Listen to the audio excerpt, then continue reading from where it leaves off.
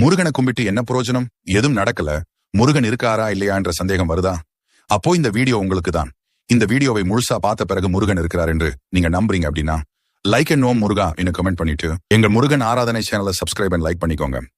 அன்றைய super star MGR அவர்களுக்கு பல படங்களை தயாரித்த தயாரிப்பாளர் சாண்டோ சின்னப்பர். அவரிடம் முருகன் அப்படின்னு சொல்லிட்டா தன் கையில் இருக்கும் அனைத்து பணத்தையும் அள்ளி கொடுக்கும் அளவுக்கு மிக சிறந்த முருகன் பக்தர். அவர் இந்த நிலைமைக்கு வருவதற்கு முன்பு தன் சொந்த ஊரில் ஒரு பெட்டி கடையில் வாங்கிய 6 ரூபாய் கடனை திரும்ப கொடுக்க முடியாமல் அந்த பெட்டி கடை உரிமையாளர் கிட்ட ரொம்ப அவமானம் அடைகிறாரு. தற்கொலை செய்து கொள்ளும் அளவு மனம் உடைந்து மருதமலை முருகனை நாடி செல்கிறார். என்னை ஏன் இவ்வளவு அவமானம் பட வைத்தாய் என்று முருகனிடம் கோபமாக கேட்கிறார்.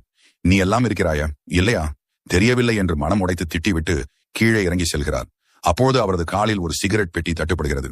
அதை எடுத்து பார்க்கும்போது அவருக்கு அதில் 2 சிகரெட் மற்றும் 10 ரூபாய் பணமும் இருக்கிறது.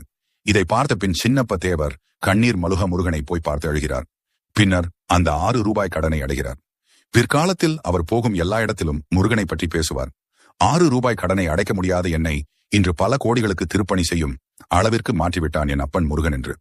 இதைப்போல் உங்கள் அனைவரின் வாழ்க்கையையும் ஒரு நாள் மாற்றுவார் முருகன்.